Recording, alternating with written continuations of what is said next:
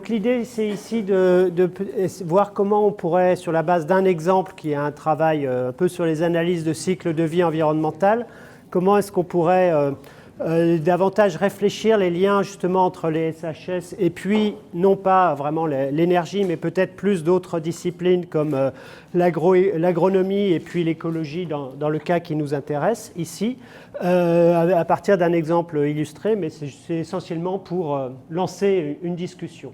Donc l'idée, c'est que, bon, on sait tous qu'il y a des difficultés à faire passer un message environnemental et aussi à ceux qui le reçoivent à adapter leur comportement, déjà parce que la perception des problèmes environnementaux n'est pas toujours très facile pour le grand public, et là-dessus nous avons un rôle quand même tout à fait important à jouer, nous, dans notre communication.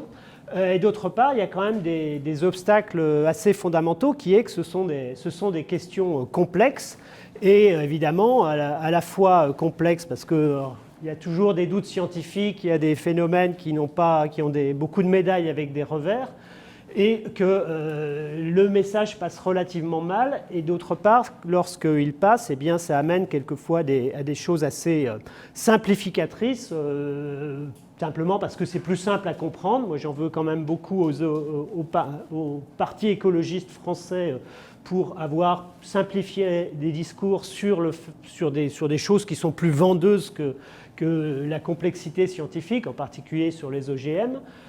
Et d'autre part, des recettes qui sont parfois assez partielles. Vas-y, si tu peux passer. Alors, dans ces paradoxes-là, on sait qu'il y a eu plusieurs illustrations. Là, actuellement, sur le site de l'INRA, il y a quelque chose sur un peu le paradoxe de passer un comportement vegan.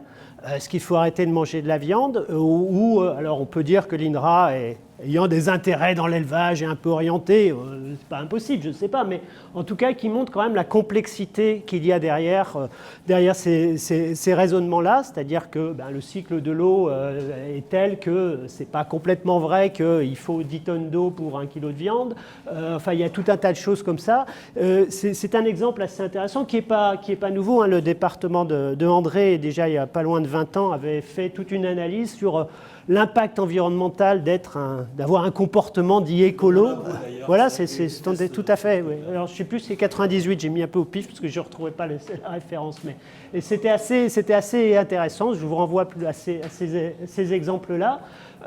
Grosso modo, les deux comportements de l'écolo conscient, un peu bobo, qui achète son eau minérale, et puis du bon prolétaire qui va faire ses courses de nourriture basique, le bilan, l'analyse de cycle de vie n'était pas du tout évident. Donc là, des premiers paradoxes.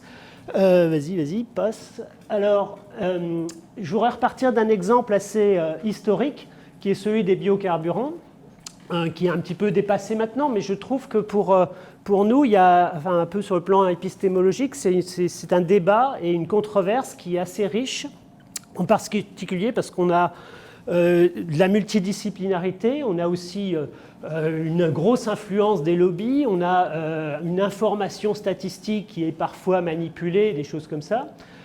Pour l'historique, donc, c'est qu'au début des années 2000, on a présenté, surtout en France, mais un peu en Europe, les biocarburants comme quelque chose d'environnementalement très favorable, en particulier l'émission de gaz à effet de serre, qu'il y a eu aussi, alors c'est un exemple qui n'était pas complètement neutre parce que derrière il y avait quand même des intérêts agricoles, il y avait aussi pour le ministère en charge de l'agriculture, il y avait le fait que c'était important d'ouvrir des débouchés dans une période de prix bas, donc c'était déjà pas complètement de la pureté scientifique, mais n'empêche qu'au niveau européen ça a été vraiment une action à visée environnementale qui a amené à une directive déjà un peu facultative et puis une directive avec des engagements obligatoires pour la suite. Vas-y, passe. Alors, là, on avait des analyses de cycle de vie qui montraient qu'il y avait des réductions lorsqu'on remplace un litre de pétrole par l'équivalent énergétique en éthanol ou en biodiesel, qu'il y a des réductions de gaz à effet de serre selon les matières premières, plus ou moins grandes, avec un assez grand écart type, ça c'est déjà un graphique ancien, sur les différentes études, mais enfin on avait quand même des résultats assez conséquents. Et là, il y a eu une controverse qui, encore une fois, reste, même si elle est ancienne maintenant, elle a pratiquement 10 ans, mais un exemple assez intéressant, c'est que un groupe, c'est un science politique au départ, Sorchinger, qui s'est allié avec des économistes, nos collègues très proches avec lesquels nous travaillons à l'université d'Iowa en particulier, et qui a soulevé une question, c'est toutes ces analyses de cycle de vie, est-ce qu'elles sont bien complètes quand on fait une action en faveur de l'environnement, et en particulier, est-ce qu'on prend bien en compte des effets indirects globaux qui sont maintenant connus sous le nom de LUC, Land Use Changes, c'est-à-dire changement d'affectation des sols en français. On a des effets directs. Par exemple, c'est un peu la saison où vous avez vu la campagne devenir un peu jaune, là, c'est les champs de colza, lorsqu'on remplace ce qu'il y avait avant, des pâturages, du blé, par du colza, parce qu'on a créé une demande par des politiques publiques de biocarburants. On a donc un effet direct de conversion des sols, de changement des sols, mais il y a aussi des effets indirects qui sont beaucoup plus difficiles à appréhender et sur lesquels on sait très peu de choses, on savait très peu de choses à l'époque, c'est que lorsqu'on a des politiques qui vont, par exemple environnementales, ou biocarburants dans ce cas-là, qui vont nous tirer une offre par une demande, eh bien, ça a des effets prix assez globaux et qui ont des effets dominos entre marchés et entre pays. Typiquement, le grand programme d'éthanol carburant américain, et c'est maintenant 40% de la production de maïs américain, et le maïs américain, c'est vraiment le gros producteur, l'immense exportateur mondial, donc 40% de cette production qui passe dans de l'éthanol, donc dans les réservoirs de voitures, et ça va tirer énormément la demande de maïs pour faire ce biocarburant, parce qu'on est dans des volumes absolument gigantesques. Il se trouve que le maïs est produit dans la même zone que le soja, dans le Midwest. Du coup, il y a moins de terre pour le soja. Face à ça, il y a une demande très importante en Europe et en Chine pour du soja, ce qui veut dire qu'à travers les effets d'offre-demande, de marché assez classiques, on va avoir le reste du monde qui va répondre à cette demande, où là, on va avoir des conversions assez massives de pâturage en Uruguay, au Paraguay, en Argentine ou dans le Mato Grosso au Brésil, de pâturage vers du soja. Et puis on va aussi avoir des effets entre marchés, c'est-à-dire que l'industrie alimentaire, voyant le prix des huiles augmenter sur le soja, eh bien, va acheter plus d'huile de palme et ça va créer des cultures, là plutôt en Asie, mais de plus en plus en Afrique et même en Amérique latine. Donc, des effets qui sont compliqués parce que ce qui se passe dans un pays, les États-Unis, va jouer sur ce qui se passe dans un autre pays, le Brésil, et sur d'autres produits comme des huiles par exemple. Alors là, il y a eu tout un tas d'analyses dont Stéphane de Cara était un des acteurs principaux pour estimer ces effets ILUC, ces effets indirects. Vas-y, essaye de changer. Ce qui se passe, c'est qu'au niveau politique, ça a eu des implications très très importantes puisque on avait dans la directive européenne que s'il n'y a pas au moins 35%, et ça a augmenté depuis, de réduction d'émissions de gaz à effet de serre lorsqu'on remplace du carburant fossile par des biocarburants, eh bien, ils ne sont plus du tout éligibles à des soutiens publics. Et or, sans soutien public, c'est une industrie qui, a priori, ne survit pas, quoi. Donc, si elle est faite, c'est vraiment pour ces aspects environnementaux. Si on ajoute, les estimations des émissions indirectes à travers les effets de déplacement des terres, d'utilisation des terres, on voit qu'il n'y a pratiquement plus aucune production qui passe ce seuil. Ça veut dire que toute cette industrie qui a été tirée par des politiques publiques, d'un seul coup, elle n'est plus du tout éligible à ces soutiens publics. Du coup, vous imaginez le tollé dans l'industrie qui a énormément investi, on parle de plusieurs milliards de chiffres d'affaires, de plusieurs milliards d'euros, et tout ça qui repose sur des chiffres quand même assez contestables, c'est vrai, de changement d'affectation des sols. D'où là une énorme controverse qui pour nous est assez intéressante parce qu'elle est entre la science politique, l'économie politique, les sciences de l'ingénieur pour les analyses de cycle de vie et puis quand même une modélisation économique. Donc ça c'est tiré d'une étude récente de Stéphane où on voit qu'il y a un très grand nombre d'études qui vont être générées. Certaines, on soupçonne, par l'industrie pour créer un peu un bruit statistique et faire en sorte que l'information là-dessus soit plus floue qu'avant. en particulier parce que, pour un plan juridique, ce sera très difficile d'imposer ça dans les analyses de cycle de vie. S'il y a une information très floue, vous ouvrez un boulevard à des avocats, et c'est ce qui est un petit peu en train de se passer dans la révision de la directive sur les énergies renouvelables. Donc ça, c'est un exemple qui est relativement intéressant. Vas-y, passe, parce que ça, je ne sais plus. Non, oui, c'est encore là. Vas-y. C'est un exemple assez intéressant, en particulier parce que, on voit qu'il y a ces effets très indirects, que derrière, il y a des gros enjeux économiques, qu'il y a donc ce lobbyisme, qu'il y a cet aspect de science mandatée ici, avec tous ces aspects politiques, et éventuellement même des travaux qui sont un peu induits par des financeurs.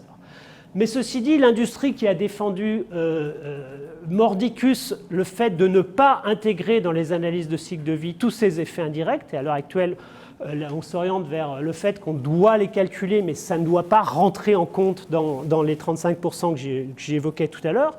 L'industrie, en particulier donc les producteurs de biocarburants, ont quand même un point qui est que il n'y a pas que dans cette industrie-là, les biocarburants, qu'il y a des ILUC, qu'il y a ces effets indirects, il y en a un petit peu partout.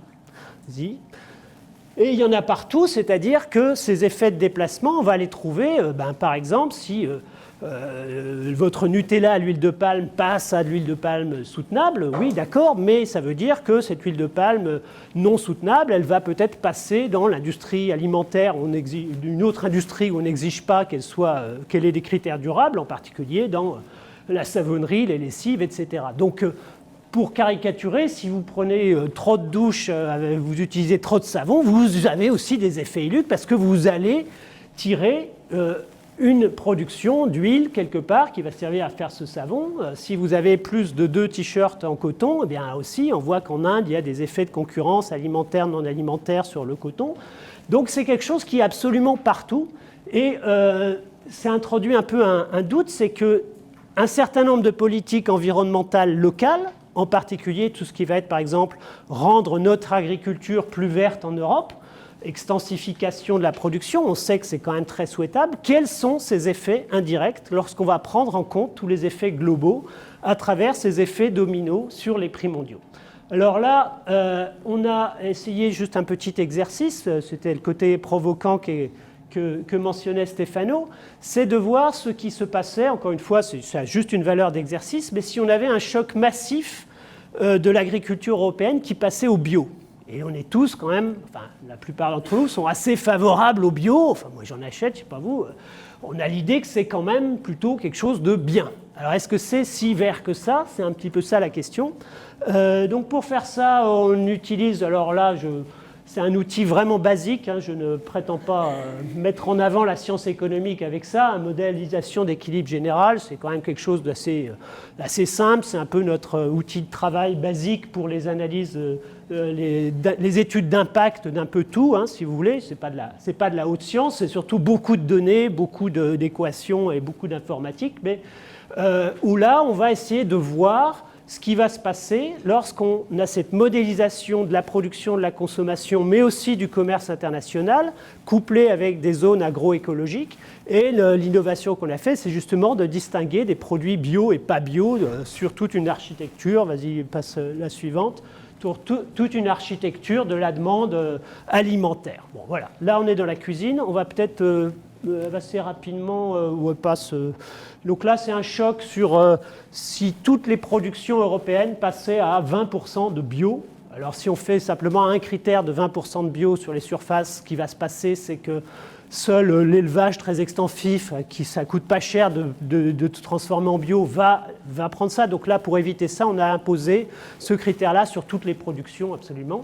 Et on voit qu'on a des variations de prix mondiaux parce qu'il y a une baisse quand même de rendement entre conventionnel et bio qu'il ne faut pas ignorer. On sait qu'on peut avoir les mêmes rendements en conditions expérimentales, mais c'est fait avec beaucoup de travail pour apporter tout un tas de fumures, etc. Et en pratique, en fait, on a quand même des véritables baisses de rendement. Donc, cette simple choc va jouer un petit peu, plus 3% par exemple, c'est pas énorme, sur les prix mondiaux du blé. et des conséquences sur les importations, les exportations, que ça on peut très bien voir avec ce modèle. Vas-y, donc là on voit le choc bio, on importe un peu plus et on exporte un peu moins de maïs, par exemple en Europe, on exporte un peu plus de blé, un peu moins de blé, pardon. Donc si, passe encore à la suivante, parce que peut-être, donc si on regarde les effets sur les utilisations des sols, de cet exercice d'un passage au bio en Europe, on voit un certain nombre d'effets, en particulier qu'on va avoir dans d'autres pays, eh bien, une expansion des terres agricoles, mais aussi une réduction des pâturages, enfin des terres arables, et puis, alors c'est des chiffres très faibles ici, mais même une réduction de la forêt, y compris de la forêt primaire, 10 000 hectares, c'est pas énorme, c'est tout à fait dans l'épaisseur du trait du crayon, c'est pas forcément très significatif, mais en tout cas, on a quand même ici ces effets indirects qui apparaissent. Et si on regarde différents critères environnementaux, on voit que cette mesure-là, qui est tirée par exemple là on l'a tirée dans le modèle par des subventions à la consommation de bio, hein, donc un peu un programme à la Jean-Luc Mélenchon, eh bien, c'est à peu près le plus proche, quoi. Ça se traduit par une diminution de l'utilisation d'engrais, donc de la pollution azotée, mais que l'intensification et l'expansion des cultures dans le reste du monde compensent très partiellement. C'est-à-dire que globalement, on a quand même, au niveau mondial, là on peut un peu additionner, on a quand même une baisse de la fertilisation et donc des pollutions qui sont un des problèmes environnementaux tout à fait majeurs en termes d'hypoxie des zones côtières, en termes de pollution des eaux de surface et des nappes phréatiques. Par contre, sur le côté émissions de gaz à effet de serre, le bilan là devient plutôt négatif, parce que bon, le bio n'est pas très connu pour économiser des émissions de gaz à effet de serre, c'est vrai qu'on met moins d'engrais, donc ça utilise moins de ces inputs, mais ce n'est pas sa vertu principale. Par contre, les aspects expansion de la production agricole dans d'autres pays vont faire plus que compenser les avantages locaux. C'est un des critères où là, c'est justement assez ambigu. Pour la biodiversité, là, c'est extrêmement délicat parce qu'on voit des gains. Les indicateurs ne sont pas parfaits en biodiversité. On voit des gains sur l'Europe, très nets, mais on a quand même potentiellement des pertes qui peuvent être, par exemple, sur des hotspots dans tel ou tel pays. Mesurer le fait qu'il y ait plus de musaraignes dans le Loir-et-Cher contre moins de cacatoès au Brésil, ce n'est pas complètement évident à pondérer. Donc c'est relativement ambigu. On sait quand même qu'on a des avantages locaux, mais l'expansion d'une éventuelle déforestation montre que là aussi, ce n'est pas quelque chose de complètement simple. Vas-y voir. Donc ici, on a justement un cas typique. Encore une fois, ça n'est qu'un exercice. Il n'est pas du tout question de remettre en cause le bio ou quoi que ce soit, hein. C'est un exercice qui montre que tout un tas de politiques, parce que ce serait la même chose avec d'autres mesures d'extensification de l'agriculture, de réduction des pollutions, peuvent avoir au moins partiellement des effets indirects qui en réduisent des avantages locaux. C'est évidemment quelque chose de très complexe. Passer un message là-dessus, vous imaginez la difficulté, ce sera immédiatement récupéré par un lobby qui va être anti-bio ou anti-ceci, et ça ne manque pas hein, en France. Donc pour nous, c'est quand même un vrai problème derrière de communication. Alors c'est vrai que tout ça c'est fait parce que c'est une mesure isolée. Hein. Si on suppose par exemple qu'on réduit un certain nombre de gaspillage alimentaire, que la demande elle-même, elle change, à ce moment-là, on n'aura plus ces effets. De la même façon, si on suppose que le Brésil protège très bien ces zones naturelles ou l'Indonésie, il n'y aura pas ces effets-là. Mais en l'occurrence, en tout cas, on voit qu'il y a quand même ces effets indirects qui sont assez intéressants. Et en particulier qu'il y a un intérêt pour l'économie de mettre ça dans ses analyses de cycle de vie, donc dans nos relations avec les autres sciences. Vas-y voir, je ne sais plus tout ce qu'il y a derrière là. Oui, c'est ce que j'ai dit, qu'il était important de comprendre même des mécanismes tout à fait compliqués, même si c'est assez difficile de les faire passer. Et ça, c'est quand même vrai à peu près pour toutes les situations. C'est pas parce qu'on a des comportements très locaux, avec je sais pas, un approvisionnement local, des AMAP, etc., qu'on peut faire abstraction de tous ces mécanismes indirects. Je crois qu'il doit y rester deux. Alors, conclusion pour les économistes, c'est vrai qu'il y a pas mal on peut faire beaucoup de reproches à la science économique. Notre collègue qui intervient dans notre master, Antonin Potier, a fait cet ouvrage « Comment les économistes réchauffent la planète ». Et il y a différents travaux. Un qui m'a particulièrement énervé parce qu'il est paru dans une très très grande revue qui normalement fait autorité, ce qui est sur la circulation thermohaline, où grosso modo, ce ne serait pas si grave que ça pour les économistes, parce que du moment que vous probabilisez des événements incertains, que vous mettez de l'actualisation, à la fin, les coûts sont très dilués. Donc ça, c'est vraiment des approches qui font abstraction d'irréversibilité, de ces tipping points, de tout ça, qui sont quand même, je trouve, assez choquantes, mais qui sont quand même un peu l'économie comme mainstream. Cependant, et pour ça qu'il ne faut pas tous les pendre, il y a quand même des chiffrages tout à fait intéressants qui sont faits dans le débat environnemental. Alors, ils valent pas, c'est pas forcément des chiffres très très fiables, on est bien d'accord, mais toute cette idée qui était de Claude Henry, donc un économiste historique de l'école polytechnique, qui avait fait cet article très célèbre en 1982, comme quoi le langage économique pouvait être un langage de négociation sur l'environnement, qui était un article avec très très forte portée. Même les Verts français se sont dit c'est pas complètement crétin. Là, on voit quand même que ça apporte pas mal au débat, malgré l'imprécision, l'incertitude sur les chiffres, sur la valeur économique des chauves-souris. Ben oui, ça économise beaucoup d'insecticides parce qu'elles mangent des insectes, sur les auxiliaires des cultures, sur la valeur de la pollinisation, des choses comme ça. Ça fait quand même partie du débat.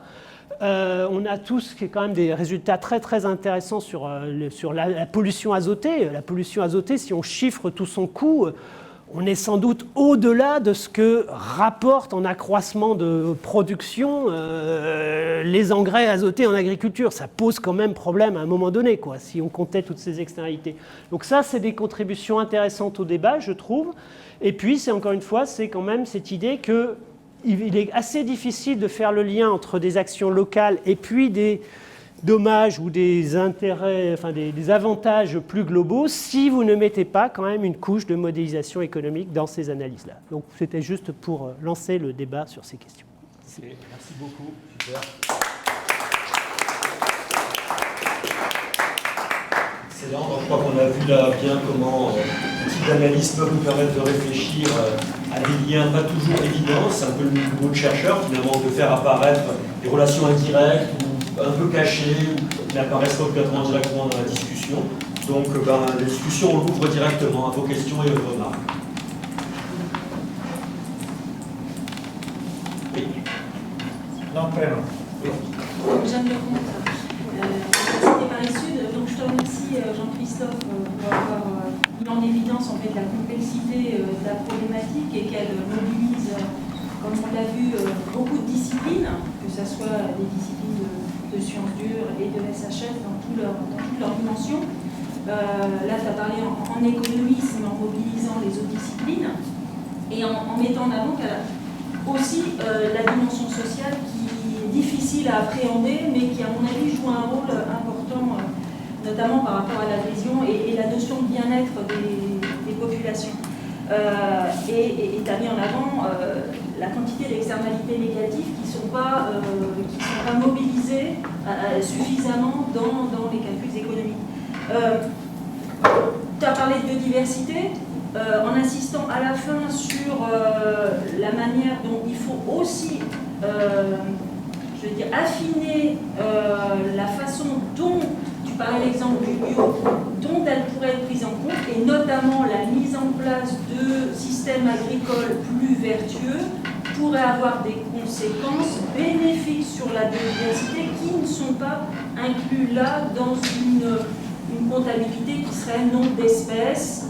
On ne parle pas de fonctionnement de l'écosystème qui est grandement influencé. Je ne voudrais pas revenir sur ce point de vue, mais plutôt sur un aspect que tu n'as pas mentionné, qui est la question des changements climatiques, en fait, et qui peut faire l'objet justement des travaux dans l'Institut de Convergence Ceylan, dont on va encore parler, et qui a un volant aussi sciences sociales, où là, c'est pas introduit, mais ça peut avoir un effet non négligeable, et sauf erreur, c'est pas introduit là dans... dans ton estimation sur le bio. Alors comment tu vois ça et est-ce que ça peut justement faire un des axes, il me semble, de l'Institut Convergence? Nous, c'est quelque chose qu'on n'a pas pris du tout en compte, même si dans en fait, le scénario de base du modèle d'équilibre général, il y a un scénario du GIEC. C'est assez, et ça, déjà, c'est pas très, très simple à faire. Il y a eu un très gros travail fait par le CEPI pour construire ce scénario de manière cohérente, parce que quand on projette au niveau 30 ans des projections, je sais pas, de rendement, de productivité dans tous les secteurs, à la fin, on se retrouve avec des incohérences au niveau, par exemple, de la croissance du PIB avec la population. En Chine, on voit que ça ne colle pas. Donc, il y a un énorme boulot déjà de fait. Mais nous, on n'a pas vraiment pris ça en compte. Si ce n'est le travail qu'a fait le CEPI là-dessus est quand même vraiment important comme cadrage macroéconomique de toutes ces projections-là. Il faudra d'ailleurs qu'on l'utilise. C'est prévu un peu dans Basque, dans le projet Stimule, où ils font partie prenante d'intégrer ça. Mais nous, ce n'est pas du tout quelque chose sur lequel on s'est focalisé. Tout ce qui est pour la biodiversité, tu sais davantage que moi tout l'impact que peut avoir le changement climatique, y compris sur nos efforts qui sont parfois coûteux pour préserver de la biodiversité, pour la développer. Moi, je vois chez moi, c'est assez hallucinant depuis 2 ans, mais on a quand même à peu près tous les châtaigniers qui meurent, tous les buis qui meurent, tous les frênes qui meurent cette année. Les chênes sessiles, les chênes pédonculés sont super malades. Bon, si on fait vraiment des efforts coûteux d'investissement, ne serait-ce que dans ces espèces-là, et qu'elles sont condamnées par ailleurs, ça pose des vrais problèmes. Là, il y a du calcul économique à mettre. Mais je ne suis pas le mieux placé. Je pense que Stéphane, par exemple, et d'autres sont sans doute plus à même de parler de ça. Mais c'est tout ce que je peux dire. Et c'est des choses notamment qui doivent être développées dans le cadre de l'IRS dont on parlait. Je pense que là, il y a des convergences entre les projets importants dont parlait Sophie Beckman, sur la question du bois énergie, dans notre unité on a appliqué, sur la question de Ceylan. Bref, je pense qu'il y a vraiment des questions là qui sont soulevées, que ça soit sur l'énergie, que ça soit sur les systèmes agricoles, qui mobilisent bien toute nos sciences, et je pense que c'est assez... Là, quand même, il y a eu pas mal d'inconvénients dans la politique de la recherche ces 5 dernières années, comme par exemple cet éternel concours de beauté qui fait qu'on passe notre temps à répondre à des espèces d'appels d'offres et le reste du temps à justifier l'utilisation des fonds. Mais il y a quand même eu un aspect intéressant, c'est que quand même il y a eu pas mal d'initiatives en faveur des recherches pluridisciplinaires. Ça, on ne peut pas le nier. Y compris dans Saclay, c'est quand même quelque chose qui a été quand même très très développé. C'est jamais suffisant, mais là-dessus, je pense qu'on a quand même maintenant, et l'intervention précédente le montrait bien, on a quand même des outils pour se mettre ensemble et puis arriver à faire ça. Le problème, c'est un petit peu de trouver le temps maintenant. Mais... On a une autre question, oui. Oui, c'est une remarque. Donc, je suis économiste historien et sur les questions agricoles et sur les questions de l'eau aussi. J'ai participé le mois dernier avec un jeune collègue de Paris Sud, spécialiste en pathologie végétale, et qui montre bien que les développements de recherche actuels nous incitent à penser de façon un peu plus optimiste que les positions globales sur le fait que l'usage de l'azote, c'est réversible.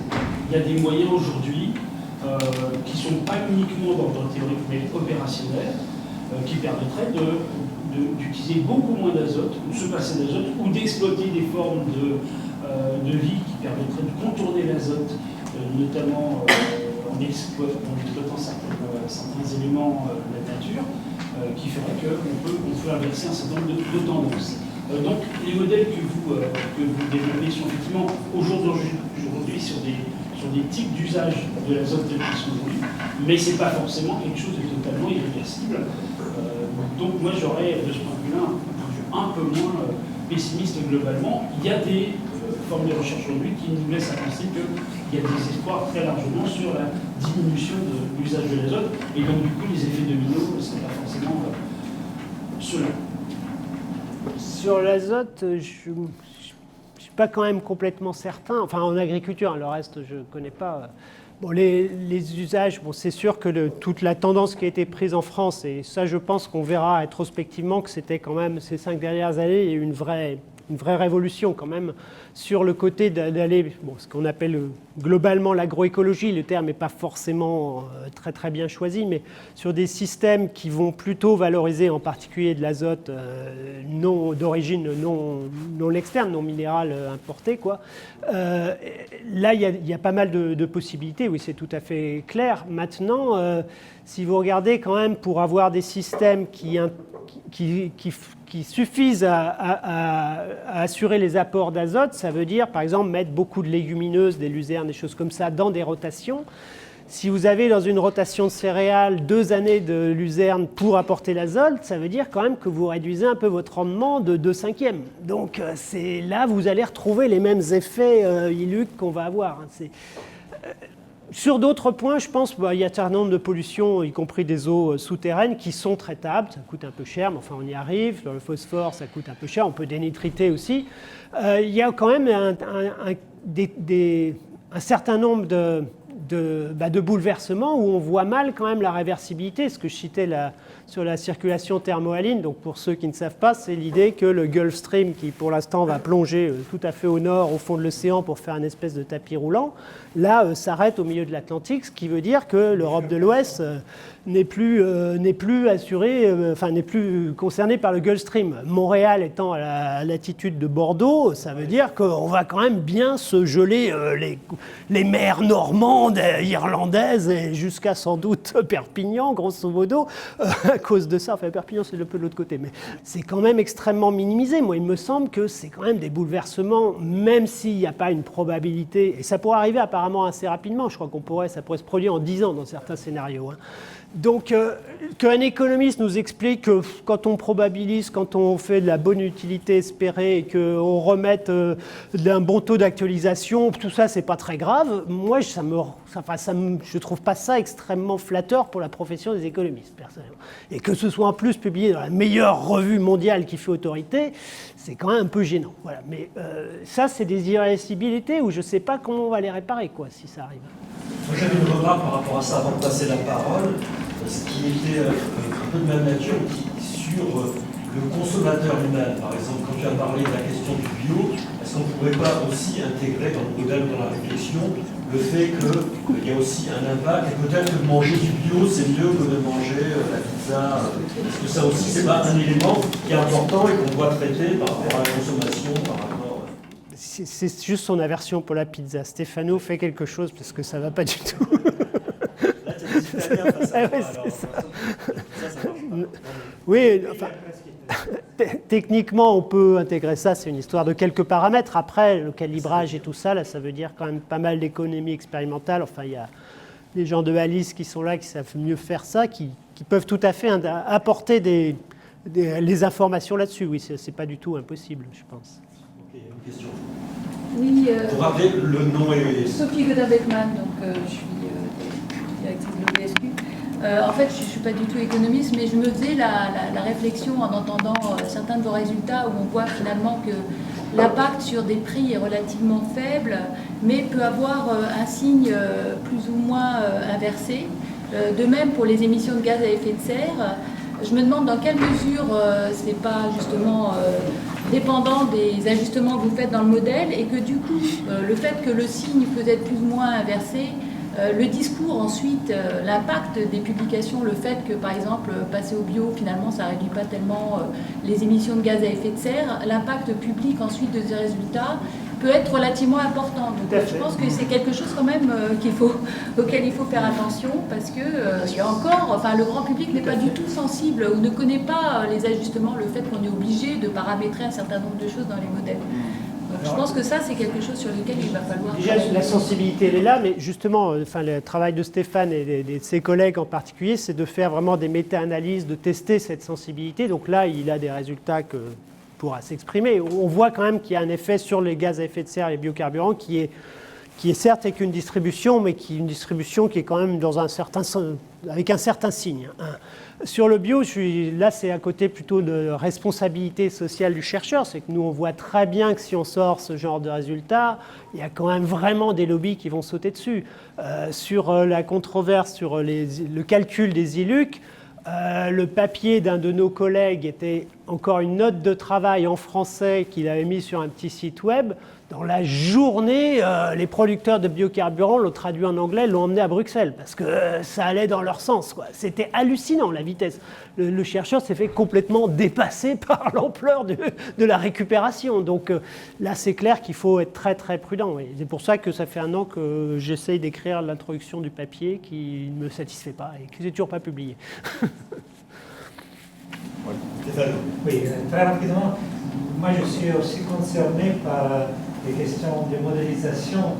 Bien évidemment, si on passe à la théorie de bifurcation, l'analyse standard sur les années 80 est basée sur des équations différentielles où il y a une variable et temps.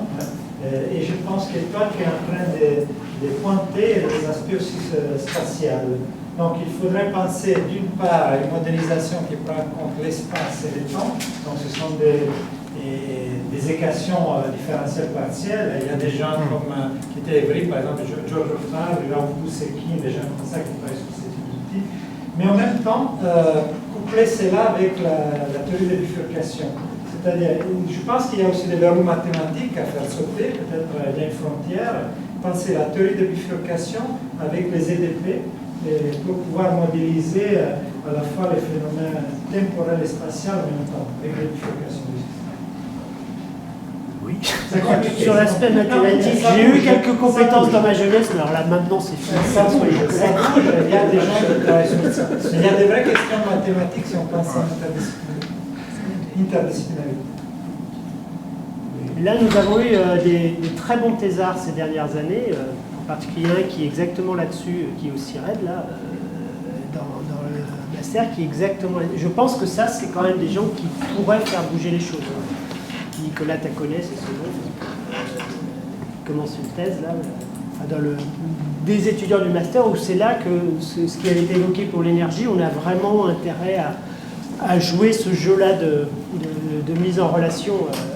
Et là aussi, on a des opportunités avec la réorganisation de Saclay pour les graduate schools, avec peut-être les EUR si ça débouche un jour. Je pense qu'on a... Puis, mais on pourrait développer aussi ce type d'analyse au sein d'un IRS qui s'appelle ICODE 2, parce qu'on a des gens qui travaillent sur les EDP. Et on peut prendre éventuellement une dernière remarque ou une question, sinon on va passer à la dernière partie de la matinée. Ok, moi ce qui me paraît, ce que je vois apparaître là aussi, c'est que on voit quand même des passerelles. Des passerelles. Là on est sur l'environnement, on a vu des passerelles avec l'énergie, on voit des passerelles avec les questions spatiales ou territoriales. Alors tout ça, ça reste à construire et à élaborer, mais on voit bien que finalement tout ça n'est pas si disjoint, et que quand même on doit pouvoir arriver à avoir des initiatives. Ouais, il faudra un peu de volontarisme, mais on compte sur vous.